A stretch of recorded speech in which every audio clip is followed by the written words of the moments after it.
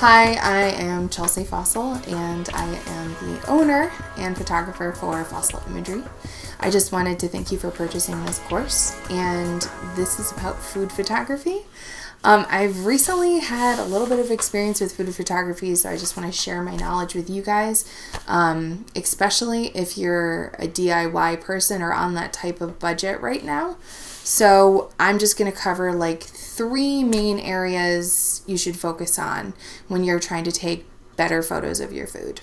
Section 1 is going to be light, okay? Light is everything. In my opinion, photography mostly depends on how you're sculpting light around your subject versus, what kind of camera you've got or whatever. Anybody can take great photos, really. It doesn't matter what your equipment is. You just have to use light properly.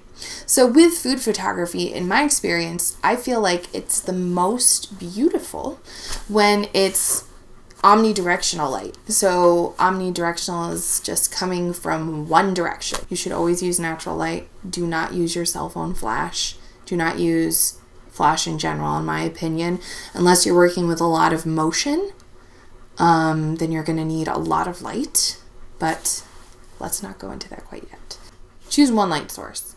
We talked about omnidirectional light, okay?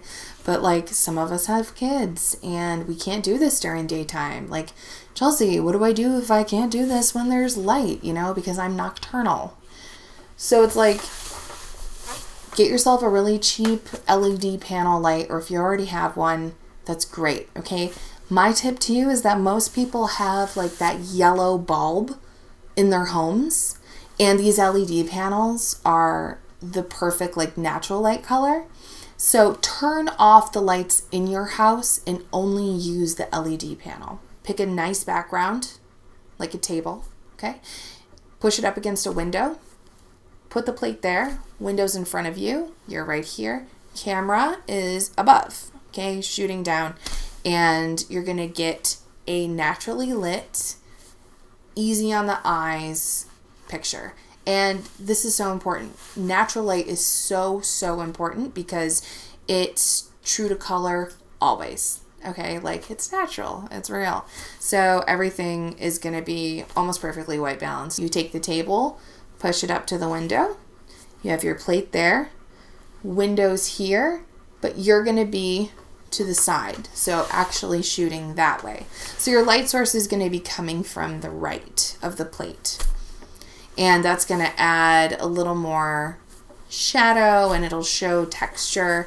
So that usually is awesome with something like a giant pile of French fries or, a juicy burger. In general, when talking about angles, I would say that if you want to do the like heavily stylized images, shoot from above, looking down with the omnidirectional light coming from in front of you. And if you want to do more of a moody image that's less stylized, then have the light come from the right or left and photograph the plate head on and go down, like get down to the plate's level.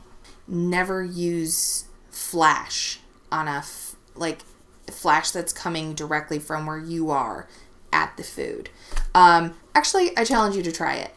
Try lighting your dish the way we just talked about, either with omnidirectional light coming from behind the plate down, and you're shooting from above, or omnidirectional light coming from the right of the plate, and you're shooting down at eye level towards the plate.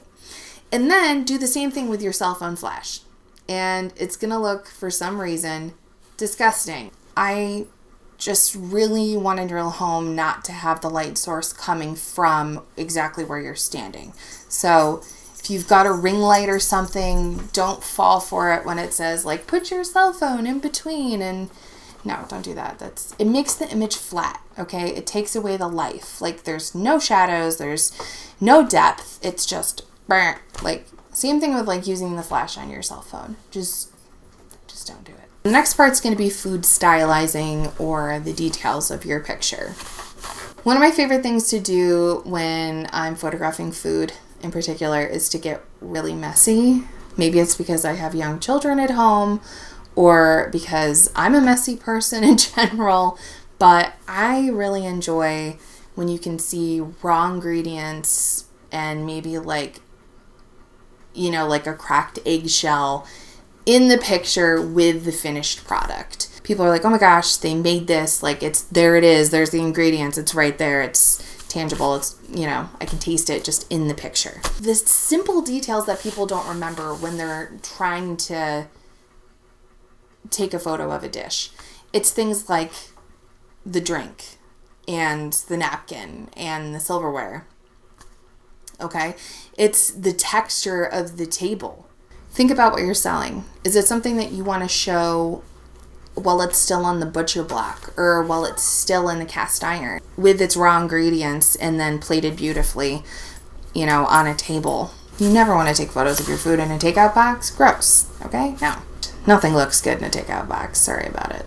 Names of sodas or, you know, electrolyte drinks and stuff like that, like you should just exclude those. If anything, I would take them and pour it into like a clear pint glass or something, just to add that to the picture.